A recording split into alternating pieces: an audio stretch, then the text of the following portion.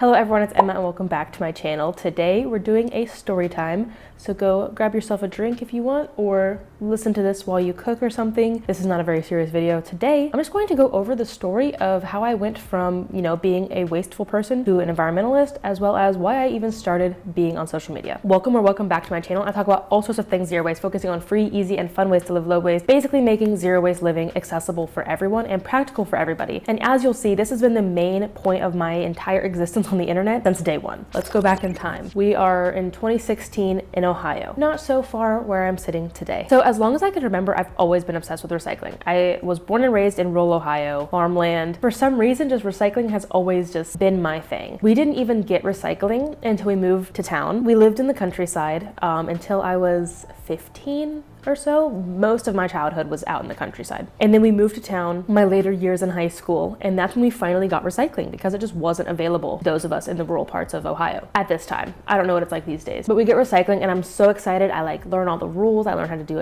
everything properly. And I'm like, look at me. I'm doing so much for the planet. At the same time, I'm also working at an ice cream shop. Best job I've ever had. Not even joking. Maybe besides this, I do like working for myself and working at home. And there, I remember asking my boss at least twice a year, every 6 months, hey, can we start recycling? Because we would use plastic half-gallon jugs to fill our soft serve ice cream machine, hundreds of those a week, straight to the landfill. So many cardboard boxes straight to the landfill. He never caved. And I get it. It would be very expensive for my boss to have taken that on. And this was a mom and pop ice cream place. There's not a budget for that. All that to say, I've always been very obsessed with recycling. Now we'll move forward to the end of 2017, where I graduate high school and I join the Air Force. If you want to learn more about my thoughts being an environmentalist in one of the most wasteful industries in the entire world, perhaps the most, you can check that video out up here. I go to basic training in San Antonio, graduate, and then I go to my technical training in San Angelo, Texas, in West Texas. Here again, my eyes are open to the issue of recycling because Texas is a non-incentive state, at least it was, meaning there's zero incentive to recycle. In fact, I believe consumers have to pay to recycle in the state of Texas. Needless to say, I lived on base in a very, very small town in Texas, and there was no recycling on base. There was one recycling center out in town, but there was no pickup for the entire city for recycling. So consumers had to take the recycling themselves in their free time to this recycling center, sort it themselves, all the sort of stuff. I said, that's how I'm going to spend my free time in tech school. A lot of people are out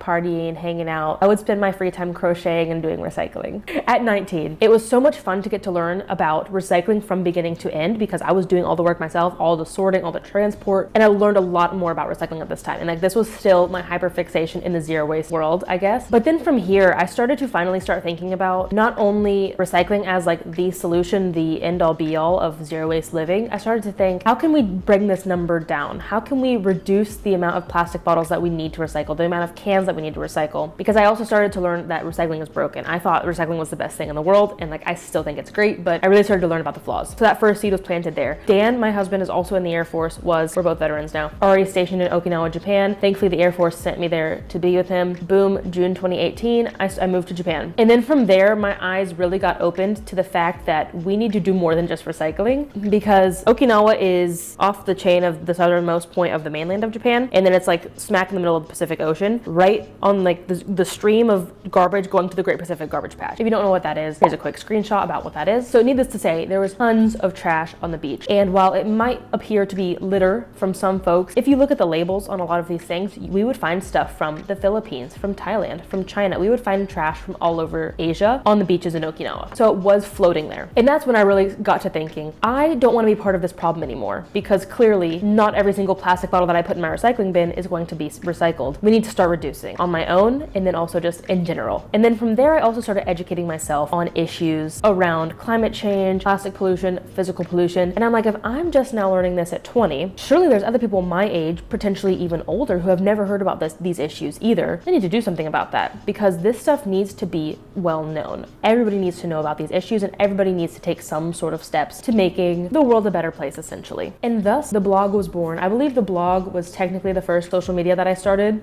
Technically it was Instagram. Converting my old Instagram into, and it was a very slow process. It was more like my personal Instagram. I would post eco stuff, and then I changed my name, and then I changed my name again, and then I started focusing exclusively on eco-friendly living on Instagram. And then I started the blog, and I realized I love writing. But then I got to thinking, my blog doesn't get a lot of traffic. People love watching videos. I also prefer talking talking to writing, because I feel like I can convey my point better in talking. I don't know. So I was like, let me try this YouTube thing, and don't go watch my old videos. They're so bad. I believe every single video I've ever made is still up on YouTube. So cringy to look back on. But hey, it's all part of the process. It does take a while getting used to talking to a camera, figuring out your lighting, figuring out your sound. And like, I still don't have it perfect. I didn't start taking YouTube seriously until January 2020. I made that my New Year's resolution. Like, I'm gonna actually take YouTube seriously by posting 1 video per week. I might have started posting 2 videos per week right away. No, I did, because it was during COVID.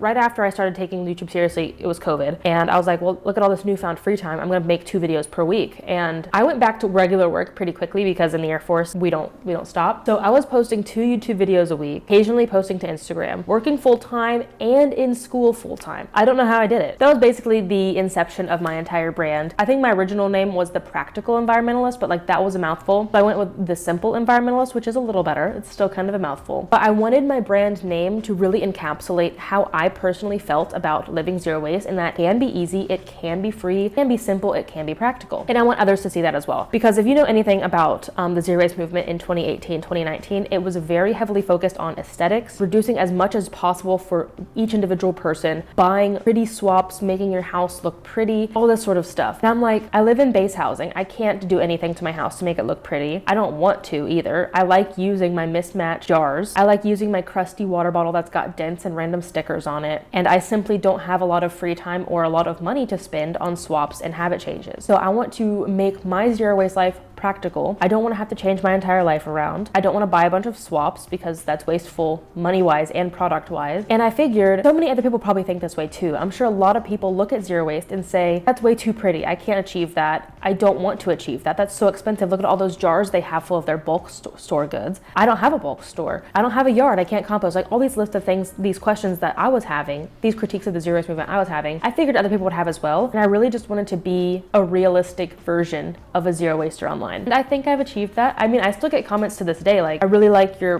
practical outlook on living an eco-friendly life, because that's exactly how I feel. And like, I'm not saying there's anything wrong with those aesthetic zero wasters. They have their place, and you know, some people still as beginners want to have this beautiful, clean, eco aesthetic, and that's fine, but that's not for me, and that's not for a lot of people. As well as my earliest blog posts were something along the lines of easy zero waste swaps if you don't want to change your life, how to live zero waste without changing your life. I think a lot of people think like, I've got to give up meat, I've got to give up my car, I've got to go find a train, I've got to quit my job because my job is wasteful, I got to quit all my hobbies because my hobbies are wasteful. And from day one, I'm like, no, we're not doing that. I'm not doing that. You guys don't have to do that either. And I think it's really cool that that's been my mission since day one, and that's still my mission to this day, is to show you that zero waste living can be easy, can be free or low cost, it can be practical. You don't have to change your life. You can live an ugly zero waste life like me. You don't have to give up your hobbies. You don't have to change your career. You can still drive a truck. You can still eat whatever you want. So I continued to post 2 videos every single day through June of 2021. And then that was when we were moving across the country with 2 pets, changing jobs to an extent. We were still in the Air Force, but we were changing jobs. Moving back to the US, like the culture shock and everything. I was like, no. I also was starting to miss my free time, because I was like working a full day, getting home. At this point I had graduated school, and I was like working on YouTube videos from 4 p.m. to 9 p.m. every night. And I was like, I don't have time to crochet. I don't have time to read. I basically only have time to like walk to Nahi and watch one episode of a show every night. I wanted my free time back. I did that to myself, especially because moving back to the US, I knew we were going to be hiking a lot and exploring a lot. This is also when I started TikTok, because I'm like, okay, if I can't make 2 YouTube videos a week, plus TikTok is extremely popular, what if I switch to some short form content? So that was definitely a learning curve for me, having been on YouTube for 2 years and then being thrown into the short form video game. I hated it at first. I hated editing on my phone. I eventually got used to it. So at the same time, I start TikTok, we moved back to Vegas. My TikTok kind of blew up, because when we were in Okinawa, my focus was on physical waste because of things like we were seeing a lot of ocean trash. That was my main focus there. We moved to Las Vegas. Keep in mind, this is the Air Force moving us around, as anyone would, I think, when they move to Vegas, be instantly thrown into the conversation of water conservation and drought. This has been ongoing since 1998, I believe. The extremely long 25-year drought in the desert Southwest. Instantly we're thrown into, especially because we moved there in the summer, water restrictions, water conservation, just stuff like that when we first moved to Vegas. So I became heavily invested in water conservation and did a lot of research on it. I started making videos about it, and that is when my TikTok TikTok went viral for the first time, January 2022. I posted a video about climate change and the Hoover Dam and the Colorado River, and climate deniers galore swarmed me in that video. It got like 2 million views. Shout out to the climate deniers for getting me views and also getting me like literally 20,000 followers, which was wild. My TikTok has since been like very, very slow, stagnant growth since then. I had one video made me go viral and that was it. From here though to 2022, I'm like, okay, now it's time to take Instagram seriously. So like one per year. 2020 was YouTube, 2021 was TikTok, 2022 I'm like, okay, it's time for Instagram. Because up until 2022, I hated Instagram because I felt like I was doing everything I could. I was super passionate about my topics. I was, posting aesthetic stuff because Instagram has always been about the aesthetics, which was very hard for me as a non-aesthetic zero waster. Absolutely no growth on Instagram. So in 2022, I'm like, fine, I'm gonna start posting a bunch of reels. And I'll tell you why I didn't post reels, because I thought I had to make a reels and a TikTok. I thought they had to be 2 separate videos. And I'm like, that is so much work. When in reality, you make one video, you post them to both platforms. A couple people will probably see it twice, but for the most part, people won't. And it'll reach 2 different audiences, literally half the work for me because I didn't want to do the work for Instagram. Taking Instagram seriously, but also taking it extremely not seriously, made me enjoy Instagram so much more. By just being like, well, I'm just gonna post whatever. I'm gonna try to post 1 reel per day, even if it's not extremely high quality, and we'll see how it goes. And it went really well. I gained a lot of followers in 2022, a lot for me. I doubled my followers from like 3,000 to 6,000. I still don't understand how to go viral on Instagram. Maybe I do have to get back to the aesthetic, but I finally started having fun with Instagram. That's the point. I loved posting reels. I loved commenting with my audience, with you guys. I loved getting on my stories and getting to connect with everyone. I feel like I've gotten to know a lot of people, whether that be other eco creators or like my followers. It's become such a fun community over there. I think Instagram is tied with YouTube for my favorite platform because I will always love long form content, but I love the community aspect of Instagram. And I get that too here a lot. I see so many of you comment on every single one of my videos. So I see that over here as well, but I like Instagram because like we have DMs, I have question boxes. I get to know you guys through polls and stuff. So that's where I am for my favorites. Anyway, Las Vegas. We were in Las Vegas from 2021 to 2023. And I think it's really, really fun how I've gotten to post about different topics where I've lived, as we've already talked about, but also stuff like I started hang drying my clothes in Las Vegas. I started composting in Las Vegas. I got to talk about the wastefulness of HOAs in Las Vegas because we were in a terrible HOA. Also, we were in Las Vegas. I got my Leave No Trace Master Educator certification, and obviously we got really into hiking and backpacking. So I've been also trying to pivot my content a little bit towards Leave No Trace / Zero Waste Outdoors. You can learn more about Leave No Trace in this video, plus keeping my same sort of content. So I'm trying to find that balance, and it kind of depends on the time of year, right? Like this time of year, it's winter. I'm going to be posting mostly about like zero waste lifestyle, but in the summer, I'm going to focus mostly on like zero waste outdoors, my zero waste hobbies, that sort of stuff. Content is always ever changing, ever growing. I've always been passionate about, zero waste plus zero waste in the outdoors. So it's really, really fun to get to combine those and hopefully talk more about that in the future. Okay, from there, we're about to get out of the Air Force. We both really wanted to do the Skill Bridge program. You can learn more about the Skill Bridge program in full in this video up here. But in short, it essentially allows service members in any branch of the military to get out 6 months early. You will still get paid by the military, but you will be doing an internship for someone else. We secured an internship in Washington, in Spokane, Washington, working at Washington State Park. Yay.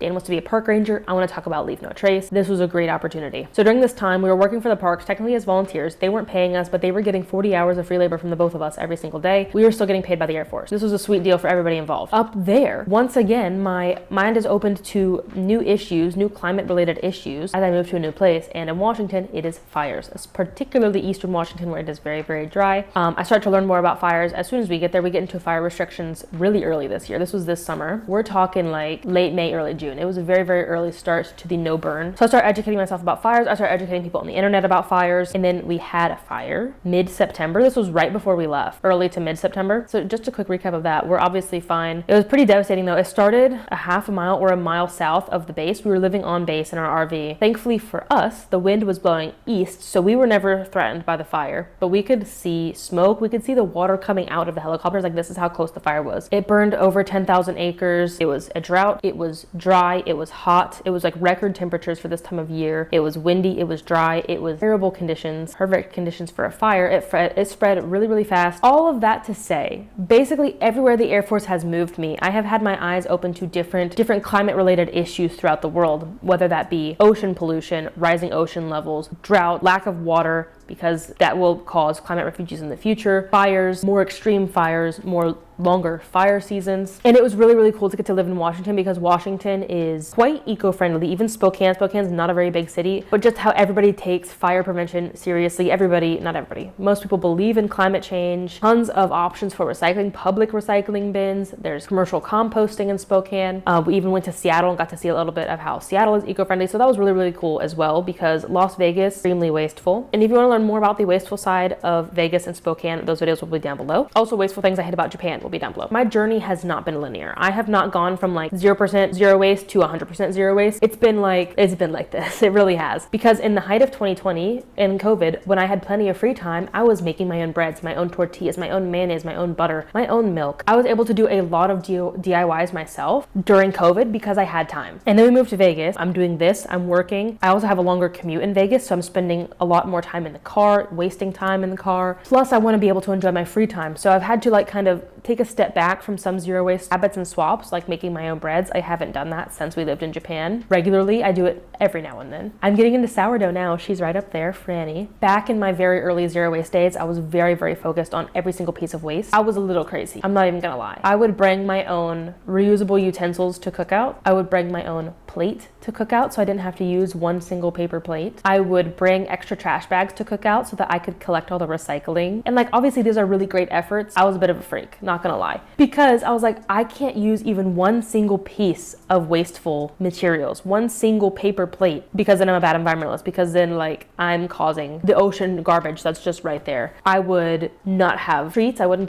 go get little treats. I wouldn't even treat myself at the grocery store. Like if I wanted a candy bar, I'd be like, no, it comes in plastic. I'll just have some chocolate chip. I was going down a path where it was like, I was literally removing every single piece of joy from my life because it contained a little bit of plastic. And it was 2021. I remember it almost to the day. I had this epiphany. It was shortly after we moved to Vegas. I was just really seeing the impact of climate change on a bigger scale. Because in Okinawa, it was very much like plastic pollution. I can do something about this. When we moved to Vegas and there was a massive drought, and I'm like, I can't do anything about this. I mean, I sure can try my hardest. I single-handedly cannot fix the drought in the Southwest and fix water conservation efforts. And it just kind of hit me like, oh my gosh, this is bigger than I thought, and also way more than I thought I could tackle. And so I had this epiphany, like if I have to consume one thing in plastic, be it a want or a need, that's not causing climate change. It's not causing the plastic pollution crisis. Sure, if I omitted that one candy bar from my life, would that be one less piece of plastic potentially in the environment? Sure, but me consuming one candy bar is not the problem. That clicked in my brain one day. I'm like 3 years into my zero waste journey and I'm like, oh, okay. I can maybe take a couple steps back, bring some joy back into my life, and still live zero waste. You can still call yourself a zero waster even if you use plastic, even if you drive a car,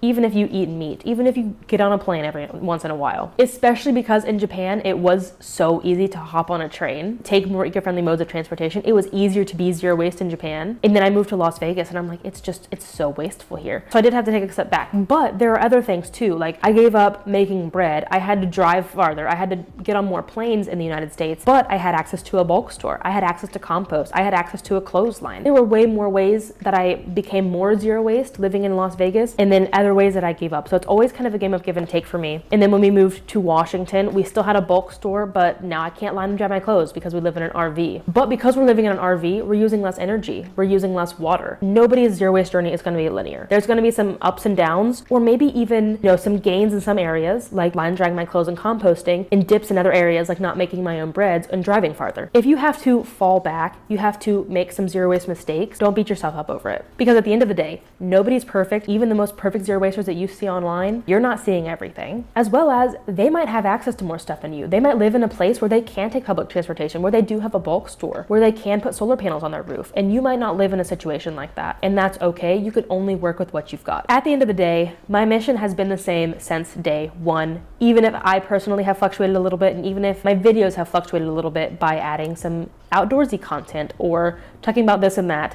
The bottom line is I want to make zero waste living practical for everybody. I want people to have fun living zero waste. I don't want people to change their whole lives. And I want people to remember that while your positive actions really, really do matter, if you can't make every single positive action, you are not causing climate change. One of the biggest things I think we can do in the zero waste movement, in the eco movement, is not necessarily personal actions to reduce your waste. It's stuff like voting, writing and calling your politicians, boycotting wasteful brands, and voting with your dollar by, know, choosing plant milk over dairy milk, by choosing go to the bulk store and get beans in bulk versus a bag of beans. Small things like that. I hope that you enjoyed this video. I hope that you enjoyed getting to know me a little bit. Speaking of getting to know me, I'm going to be doing a Q&A at the end of the month. You can leave your questions here in the bottom of this video, or you can go to the poll in the community tab and leave your questions there. Just specify down here if you want your question answered like right now, or if you want it answered in the Q&A. Yeah, thanks for coming along. Thanks for getting to know me. And hopefully you get to know my brand a little bit as well, and why I do what I do and why I keep doing what I do. Let me know why you live zero waste, because everybody is a little bit different. I'll see you in the next video. Oh my gosh, I can't believe I'm waiting till the end to reveal this. You might have guessed it because